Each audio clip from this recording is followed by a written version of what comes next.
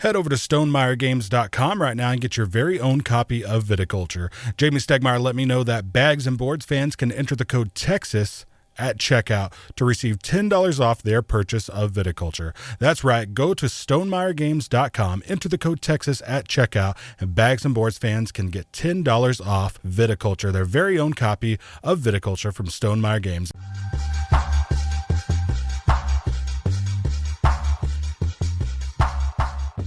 Let's get on to Viticulture. So, Lariat, you played Viticulture thrice. Yes. I've played Viticulture at least 6 or 7 times. Four score and 6 times. Yeah, there you go. So this is probably the most times I've ever played a game before we've reviewed it here on the show. Yeah. We typically like to get 3 to 4 plays in of a game before we review it on the show. We just happen to have had this long enough and have played it often enough because my wife loves this game. I love it. It's just so good. Yeah, I was going to mention, you said this one's more medium weight, but I wouldn't let anybody get carried away by that because it is so smooth and plays so easily. Oh, yeah. It's a lot lighter than it would seem. It's got you're right. It's got the simplicity of a lightweight game to learn how to maneuver through the game. And then it has that depth there too. It's got some real depth, but none of it's difficult. Mm-mm. So it's definitely a medium weight game, but if you're only into light games, this could be a good transition. It is very, very good. Yeah, for sure. So designed by Jamey Stegmaier. We've got a great interview up with Jamey Stegmaier on our SoundCloud page, by the way, soundcloud.com/bagsandboards. Jamey Stegmaier and Alan Stone, and published by Stonemaier Games, so it's just their names mixed together, which I think is kind of cool. Viticulture is a worker placement game about making wine that plays 2 to 6 players. We've played 2, 3, and 4 players. Game is split between spring, summer, fall, and winter. The game goes from -5 points based on cards that let you give up victory points to gain bonuses, and 25 points. And once someone reaches 20 points, the game ends after the current round, but players can go all the way up to 25 points because points can be scored after the game end is triggered. In the spring, that's the very beginning of each round, players choose their turn order. You pass the first player marker around, but that's just the order you're going to select your turn order in. Yeah. So in the spring, players choose their turn order. The further you go down in turn order, the better bonus you get. So the number 1 position has no bonus. The number 2 position is just drawing this card. And then it's all the cards, wine orders, vines. Summer and winter visitors. And then you get a coin. And then, let's see, there's a victory point, and then there's an extra worker. Which is a big... And that's the last one on there, because that's a big deal, getting an extra worker in this game. Very. So you start out with 2 workers, and then your grande worker, and we'll get into all that. So in the spring, you choose your turn order, and it gives you bonuses. The game consists of getting vine cards, planting them in the field, harvesting them to make grapes, making wine tokens out of them, and then filling wine orders to get victory points. So there's also summer and winter visitor cards, which you get during either turn order selection or during the fall season. During the fall season, each player draws 1 visitor card. That's the whole fall. These cards give you bonus actions that help you along. So let's talk about summer and winter. So during summer and winter, you'll be choosing actions that are available in that season only. So in the summer, it's all about getting vine cards, planting those vine cards, giving tours to earn extra money, and building structures. So there are also spots to be able to play summer visitor cards. So if you're going to play a summer visitor or a winter visitor, you have to actually put your worker in a place that says, play this card. Yeah. So buildings include the different structures you can build, and the structures are a really cool part of it because the meeples are the actual shape of the structure, and you put them on your board, and so it looks cool. like you have a little farm by the time you're done. Yeah, for sure. And each person has their own personal player board that you do all of your grape tokens and wine tokens and your vines out in the field and all your structures. The structures are a trellis and irrigation tower to be able to plant certain types of vines, a windmill and a tasting room. These do things like give you victory points for planting a vine for the windmill and for giving a tour for the tasting room. So the yoke is it's really cheap to build the yoke, but it's an extra personal space to harvest that can be done in any season. And I feel like the yoke is the most unrecognized one. Oh, yeah. Because no one ever seems to hardly get it. But it's really valuable to be able to harvest in any season. Especially if you're playing in... I guess it would become more valuable with more players because that spot could be more easily blocked. Yeah, that's true. It could... Yeah, I think it could be more easily blocked. Even though they add For more sure. player spaces, I think it still could. Yeah, because especially if you go up to 6. Yeah. I mean, there's only 3 still, Yeah. but it just gives you the ability to harvest any time of the year. So, I mean, there may be some real reasons to want to harvest in the summer instead of the winter, which is where it usually happens. So, and then you've got your medium and your large cellars, and these have to be purchased to be able to upgrade your wines past a certain level. There's also a cottage, and the cottage allows you in the fall to draw an extra visitor card. No, I believe it allows you to draw a vine card, lets you draw some kind of card. Yeah. I don't remember. No one hardly ever buys the cottage. Yeah, I've never bought the cottage either. No, me neither. So during the winter, so that's all your actions during the summer. During the winter, you will be training new workers, harvesting grapes, making wine, and getting and filling wine order cards. This is how it goes. The number of vine cards is the number you put on your grape tokens. So if you've got a 2 and a 1, a 2 red on one card, and a 1 red and a 1 white on one card. So when you harvest that, you would have put a 3 red, a token on the 3 red, and on the 1 white. So that would be your grapes starting out. You just aggregate them together and add in. You might plant in different fields to not have to add the numbers together. So if you wanted multiple reds, you'd plant them in different fields. So at the end of each year, you increase your grape tokens. You can move a red or white token over to make that color wine of the same number. Those tokens increase at the end of the year also. To make a blush, you move a red and a white token over together, add the number together, and put that number on the blush. But blush starts in the medium cellar, so you can't do blush until you got the medium cellar. To make a sparkling wine, which starts in the large cellar, it's only 3 numbers sparkling wine, 7, 8, and 9. You move 2 red and 1 white token over, add them together, and put it on that number. Yeah. So when you fill wine order cards, you get victory points, and you move up on a residuals track that pays out at the end of the year. There are 3 spaces at each action, and this is what we were talking about. Yeah. In a 2-player game, you can only use the first space. In a 2 to 4-player game, or 3 to 4-player game, you can use the first 2 spaces. The second space has a bonus action on it that can be used by the first player to place there.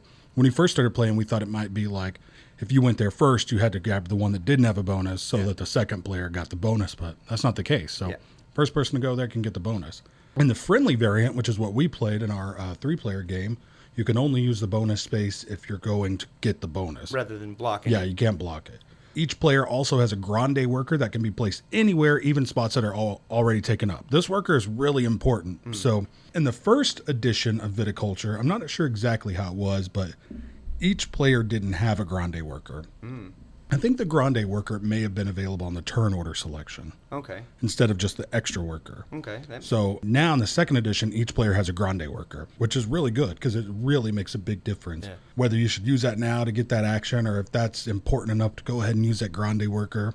I mean, because you've got these plans, right? I'm definitely going to go there. But then somebody goes there and you go, now I got to use my grande worker. Yeah. Don't want to go there bad enough to use that now, or do I want to save it till later? So, Lara, to me, that's the game. Yeah, so that's everything. It sounds in the a little complicated, but it's not. We never even read the rule book of this game. Nope. I've never been able to play a game by just watching a video. I watched Rodney Smith Watch It Played, his video, just a real quick overview of the game, and we were going. I mean, it's that easy because it's on the side of the board. In the spring, you choose your turn order. In the summer, you do these actions. In the fall, you just draw a card. And in the winter, you do these actions. Yeah. And that's it. And then there's an end-of-year phase. The visitor cards, I'll say, have actions on them. So in the summer, you can play a summer visitor. In the winter, you can play a winter visitor. And they just give you special actions. And they can be really big. Like, they can help you do big moves, you know. That's one of the coolest things about the game, I think, are the visitor cards. So I agree. They can help you, like, where you're, like, down pretty far to, like, really making a big move, you know? There's definitely there's a ton of them. I know I haven't seen anywhere close to all of them. And every time we played, I always saw new ones. And there's definitely some that are big swings. They can definitely swing the game your favor.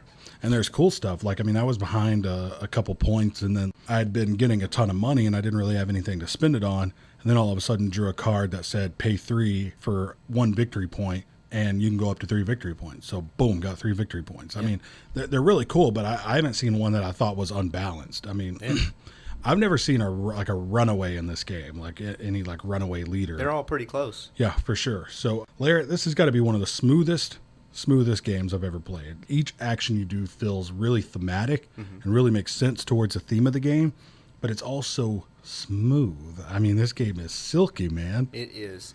I don't know that they could have. there's a certain amount of abstraction in any kind of game. I mean, you can't just make a game about making wine and actually make wine, but man, this is pretty close. I mean, you're mashing the grapes, you're aging them. At the end of every year, they get a little bit more valuable if you can get the right wine orders to fill. It is so smooth, and I'm sure we'll get into a little more later, but beautiful. Yeah, man. Aesthetically pleasing in the extreme. I think that's one of the things that really lends to the theme is the art and the components. So when it's not just, now I've got my windmill unlocked, you get to set a windmill there. So your little farm starts becoming a three-dimensional farm, I love that the player boards are double-sided. One side has everything labeled so that you'll know what effect it produces, but once you get it down, you can flip it over. The other side's identical, but no text, so it actually does just look like a little farm. Yeah, and the board's that way, too. The board's got the blank side, too. So, yeah, man, like we said, it's a really simple game to learn, but it offers a lot of strategy. I mean, we've played, like I said, 7 times, and I haven't gotten bored yet. I mean, I feel like there's a lot to learn about this game, and I'm getting better and better at it. Yeah. And there's not a lot of games so far that I've wanted to play over and over and over again. There's games that I do want to play over again, but it just never happens. Yeah. This one, we make sure we play this game regularly.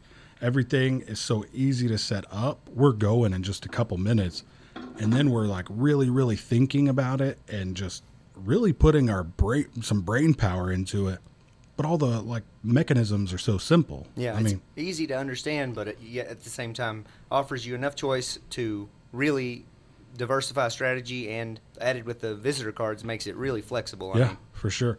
Doing things in the right order and being efficient with your workers is really key. One of the things that can happen in this game is forgetting that, especially in the first round, that your workers have to be used in the summer and the winter. Yeah. And using up all your workers in the summer, and then we get to the winter, and you go, I don't have any more workers. I'm kind of stuck. What I mean? Yeah. So you got to really decide. One of the things in this game, it's hard to get. You've got this tendency that you want to keep drawing wine order cards until you get something that looks like what you've got on your board that you could fill. Yeah. You really can't work that way. Yeah. You've got to draw a wine order card and start working towards that wine order card. I think that was my mistake in our last game. You had a lot of wine order cards in your hand. Well, I just kept getting ones that had that sparkling on it, and I knew that I knew I was too far away from getting my large cellar to probably get there before one of y'all hit 20. So yeah, and I mean, it took me quite a few plays to figure that out. Like, draw 2 wine order cards early, and then just start working towards them. But one of the coolest things I found about this game is, people talk about multiple paths to victory a lot in board games. Mm-hmm. This game absolutely has that, because the last 2 games. Not the last 2, but a game I played with you and then the last game we played, I almost challenged myself, win this game without wine orders. Filled 1 wine order each time and won both games. Yeah. Just by building the windmill, building the tasting room, and using visitor cards to score points. Mm-hmm. So and I was tours. giving a tour with a tasting room, planting vines just to plant vines, and and then getting points off of cards. And this last time, what helped me was the patronage, but we'll get into that here in a little bit. Yeah. But man, there are a lot of ways to win this game. No one wine order. That's the end goal of the game, and I did it once. Other people are filling 2, 3, 4 of those wine order cards, but you don't have to. No, you don't have to at all. Because you only got to get to 20 points. Mm-hmm. And also grabbing that extra point in the turn order selection. So you grab that, then you give a tour, plant a vine. Grab that, give a tour, plant a vine, and then hopefully do that a few times and have a couple of cards like that one where you pay 3 to get a point. Mm-hmm. Get a couple cards like that, and you can take this game without really doing the main point of the game. Yeah. So it's a really cool game. It offers a ton of stuff, but like I said, we learned it off of video, and that's the first game I've ever done that with. Yeah, I really like a lot of the visitor cards will say one of 2 things. Not all of them, but a lot of them say they'll have 3 things listed and say pick 2. Yeah, that's kind of cool too. And they'll have ors, do this or do this. Uh-huh. And those decisions can really change. One card could really be terrible for you at one point in the game, and then a couple turns later you could use it very well. And I think that's really cool. Making people make decisions and making them feel important is definitely important in a game, and this one makes it very fun to do. For sure. In this game there's, I think that's one of the best things that board game, like you said, one of the best things board games can do, especially good Euro games, is make people make those decisions. In this game, I mean, as simple as this game is and as beautiful and like simply elegant looking as it is, those decisions start getting really tense. Especially, I think the key to this game is the split between summer and winter. I think that's the like genius of this game. Yeah. Like making hard decisions, saying, I really, really want to do all of this stuff in the summer, but there's still all that stuff I need to do over there. So I feel like in this game, you're constantly giving things up to do other actions, and it can create some really great tense moments within your own gameplay. Very. And there's a lot of interaction in the game. I mean, you're not really doing stuff to each other. Sometimes you can with cards, you know. There's a few cards that'll say like all players can do this and you get this for every player who does. But the interaction really comes in selecting your turn order, like do I really want to go first, and then inadvertently blocking people, so you got to like change your strategy on the fly. I mean, you can't have you can have goals that you're strategizing towards. Sometimes you got to change your plan to get there. I mean, sometimes you got to go, I'm just going to draw some visitor cards and hopefully it'll give me something that I can use to get where I need to go. Yeah. Larrett, big time recommend For sure. for me, man. I love this game. I do too. I mean, it's quickly becoming one of my absolute favorites, to the point where I think this could eventually become like a favorite game. Definitely. Viticulture, fantastic game. Go get Viticulture. So if you can find the first edition, there's a little rule set out there that'll help update the rules. I don't know where you could get the Grande workers, but you could use something for those Grande workers. Sure. You know what I mean? There's errata and stuff that to change that. The expansion came with a rule set or a few cards that had rule changes on them. It was in there for... No, what it was is there was a space in the expansion that had pieces to be able to change your first edition into a second edition version. So I bet you could get them on their website.